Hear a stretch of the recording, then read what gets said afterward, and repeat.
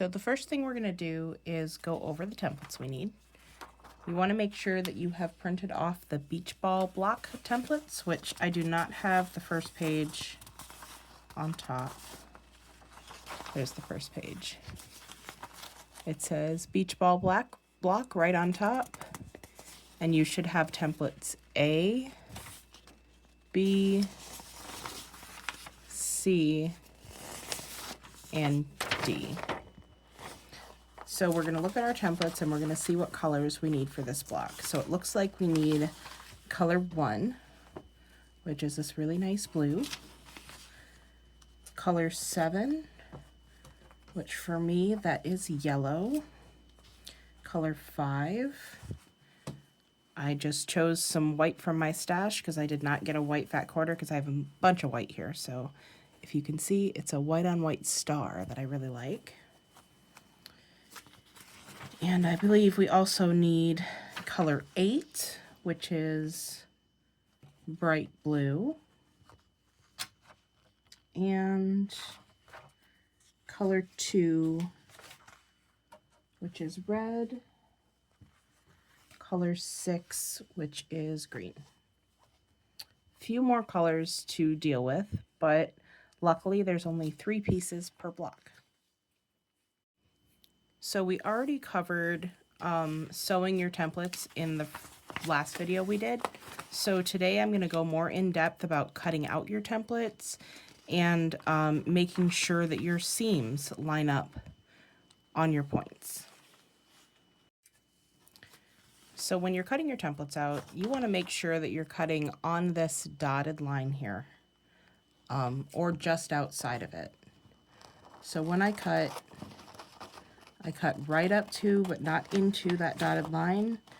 Between the solid line and the dotted line is your seam allowance. So it's kind of important to keep that part. So we'll just cut these out.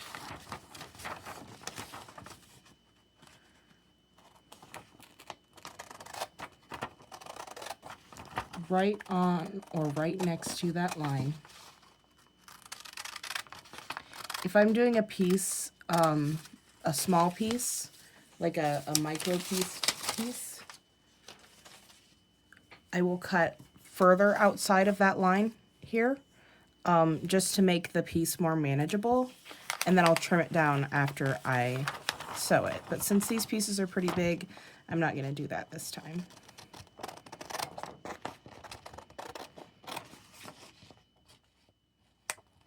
We'll just speed up cutting out all these templates, and then I will show you, kind of as a refresher, how to sew that first line.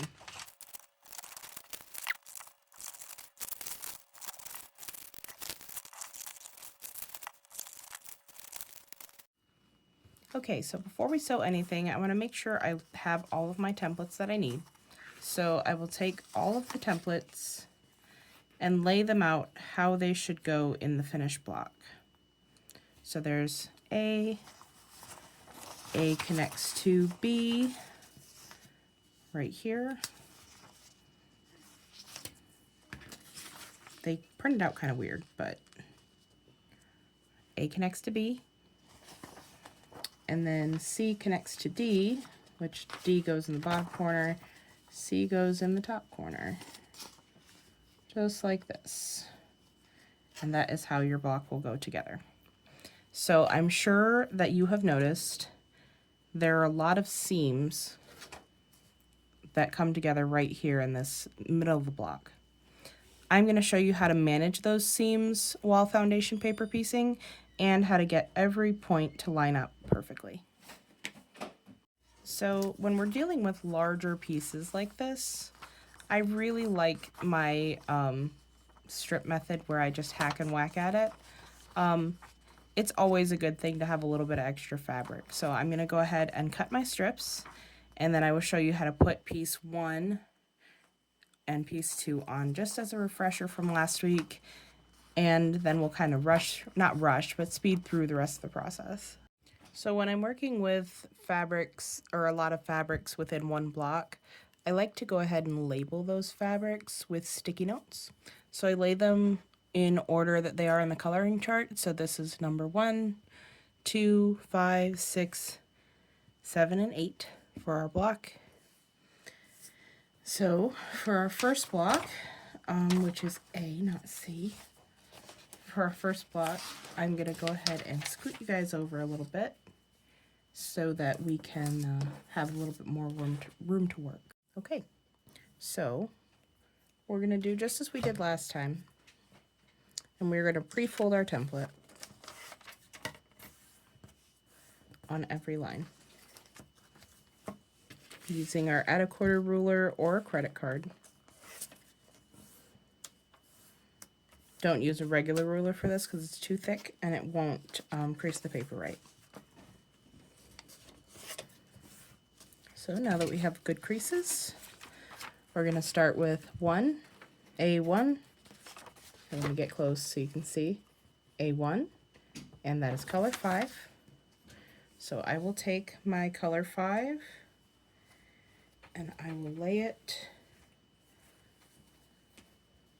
on top of that piece, and I will, actually I'm going to lay the piece on top of the fabric, and I will go ahead and cut right here a little bit outside of where the line is from the paper,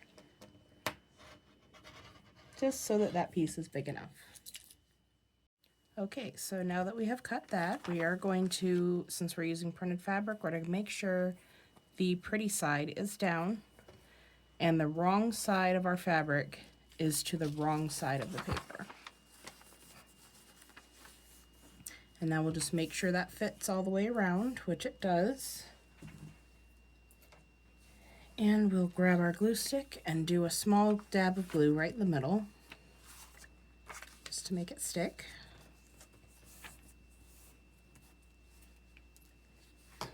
And now we'll fold back and we'll trim 1/4 inch away from the edge of the paper.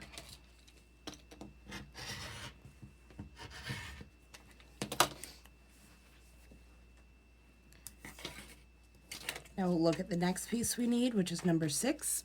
Excuse me, I'm getting over a cold, I think. My voice has been real weird lately.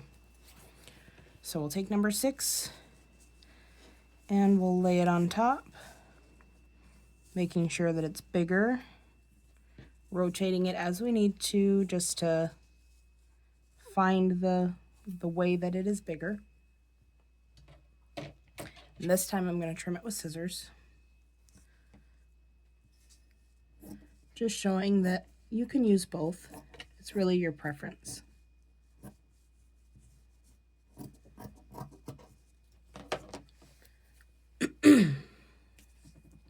So I have a bigger piece, and now I'm going to fold back my template, line up the edge of the fabric with the edge, or line up the edge of this fabric with that one. Sometimes it helps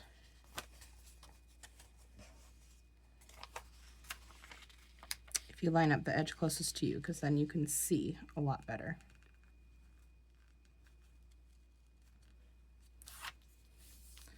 So there we go, that is lined up. It is bigger on all sides than my piece of my template. I'm going to pop a pin in it and take it over to the sewing machine. We covered sewing our seams last week, so I'm not going to show you that, but I will be right back once that seam is sewn. So now that our seam is sewn, I will show you as a kind of a refresher from last week. I did not sew into that seam allowance, so I started my seam right here, back stitched twice, sewed along the line, and then ended my seam right here and back stitched twice. I trimmed my threads, and I'm using a very fine weight thread, an 80 weight thread, so you can't really see it, but it is there. I've also set my stitch length to 1.2, which I didn't mention before. So now I will take out my pin, flip my template over, and seam roll the heck out of this seam.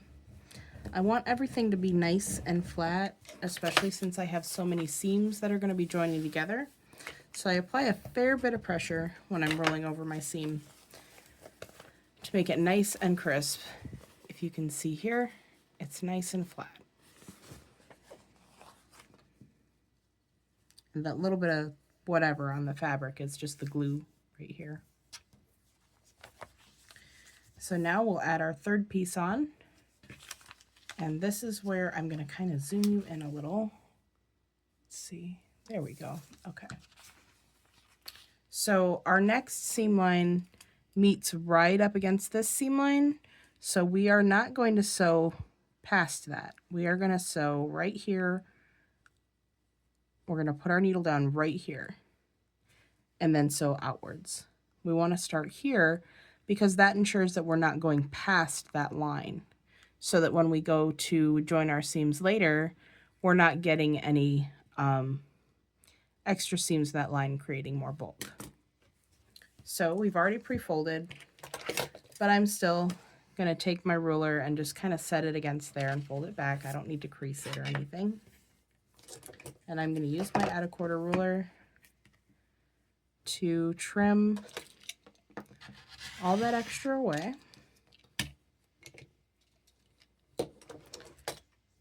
And you're kind of seeing number 6 more than you're seeing what I'm doing, but it's okay.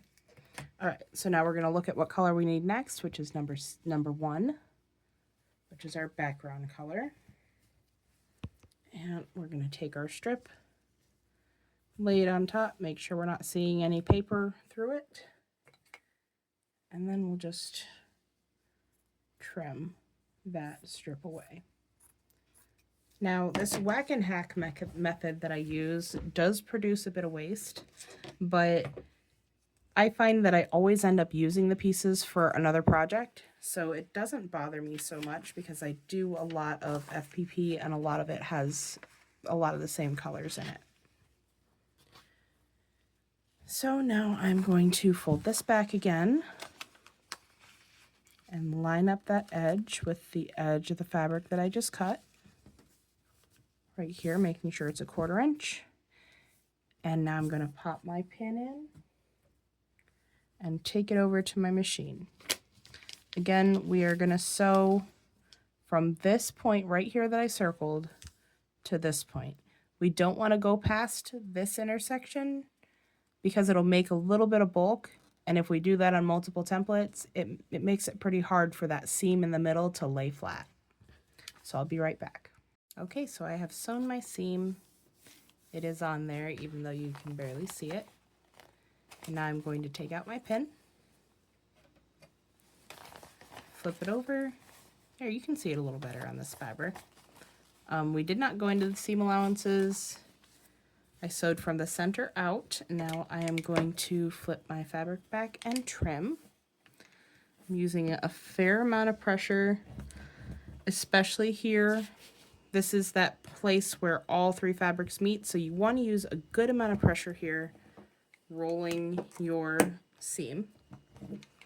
I had a friend one time who she didn't really introduce me to FPP, but she kind of opened my eyes to the worlds of it. And she used to tell me that she would literally hit seams with a hammer to get them to lay flat sometimes. And I never believed her until I got into very complex FPP. But the more complex your design is, the more seams there are. And sometimes you do end up having to hit it and whack it with a hammer to get it to lay flat. So now we are going to cut all the way around our template. Yes, I should be using a ruler. I'm not going to. I like my fingers, but I'm pretty confident that I can be careful enough. Watch, next video you'll see me with a Band-Aid because I cut myself.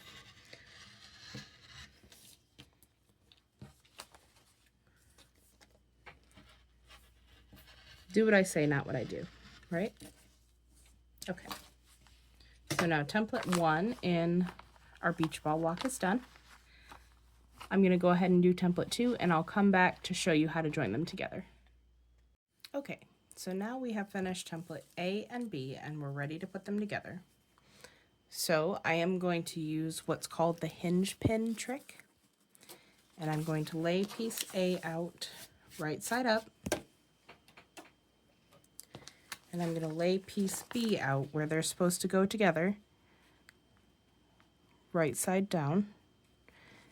And I'm going to take this pin and I'm going to put it through the very corner right here, right at that middle intersection where we have all that bulk and we want everything to go together. So I'm going to move it so you can see it. The pin is right through that corner. And it's called the hinge pin trick because you don't put it through all the way, you just kind of have it stab through there. And that enables you to come over here to this corner and put a second pin through that corner seam as well. So when you have this pin in there, it lets you adjust as you need to make sure that it's going through the right spot without the pieces coming apart. So my pin is going through both points of the side of the seam. Now I'm going to go ahead and finish pinning.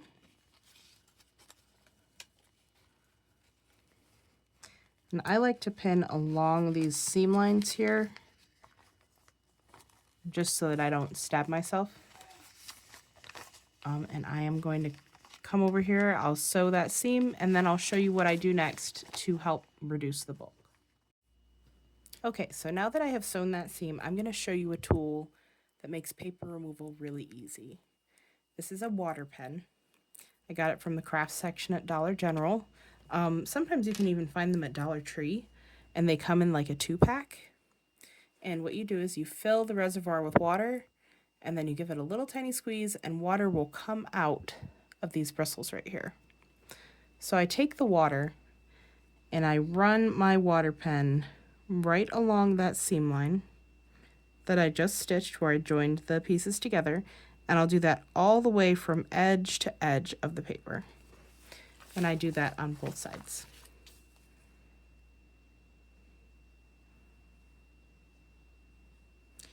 What that does is it wets the paper, and you know, wet paper just comes right off. So before I open anything up, I just go ahead and peel away that paper only on the seam line where we connected our two templates. I wet it a little too much. Sometimes when you wet it too much, it just shreds.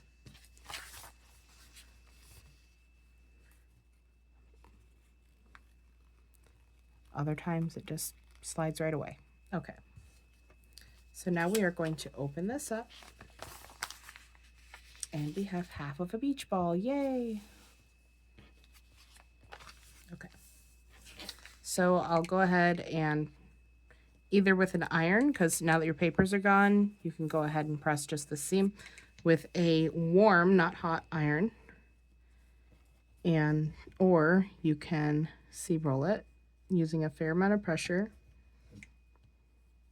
You want to seam roll that or iron that open, because when we go to connect our next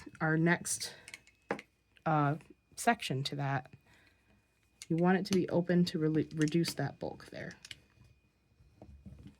Okay, so I'm going to go ahead and sew the other two templates. I'll sew them together, remove the papers from the seam lines, and then I will be back to show you how to manage this point.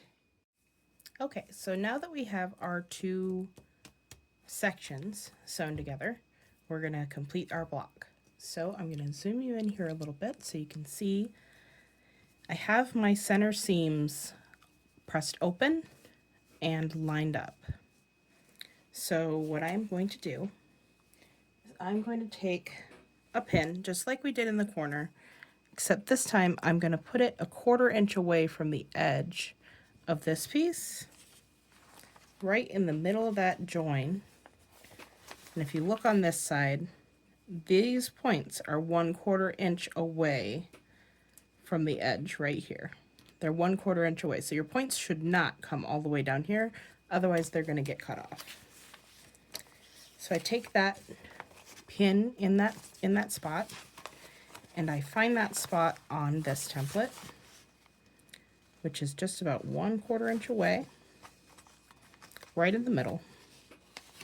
And I just stick it in there. And now I'm going to rotate these and maneuver them with that pin holding them together until I can put a pin in this side. We'll do the same thing we did before. Put a pin right here in the corner and make sure it comes out the corner of the other side. Now see, that slipped down, so I'm gonna take that off and I'm gonna just shimmy it down so that it does come out the right spot. Oops, over here this time. Still not quite there. I'm gonna flip it over. I'm trying to do this at a really awkward angle. So, okay, put it through here and it should come out relatively close to that point on that side. So now I'm going to pin that together. Gonna pin here in the center, and then I will start my sewing from right here. And I'll be right back. Okay, so now we are going to do the same thing we did last time, and we're just gonna brush that water pen along that seam. The polyester thread that we use to piece with will actually pull that water right down to your fabric, so you really don't need a lot. You just need to brush it along there. Okay. So now I will just start at the corner, and it peels right away.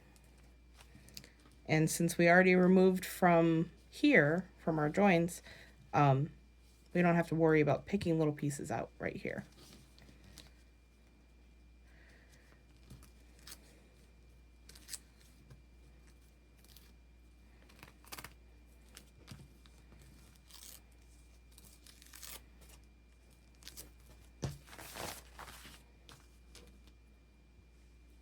Okay, and then after we've finished peeling all of our papers off of our seams,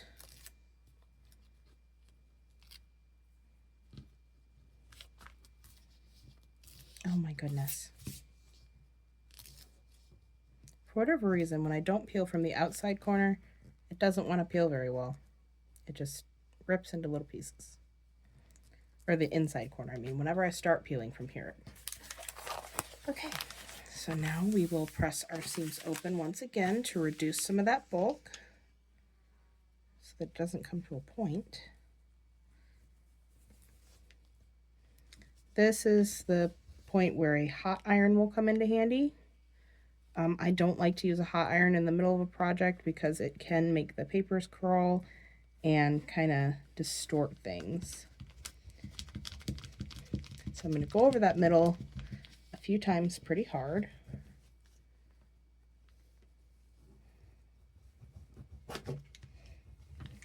Make sure everything's open, and there we go. Our beach ball block is ready. Now, when we attach this block to the other blocks, this little seam and this little seam will butt right up against the other blocks. So it looks funny now, but this is the seam allowance, so it'll get cut off or hidden, I guess, enclosed in a seam. Okay? See you guys next time.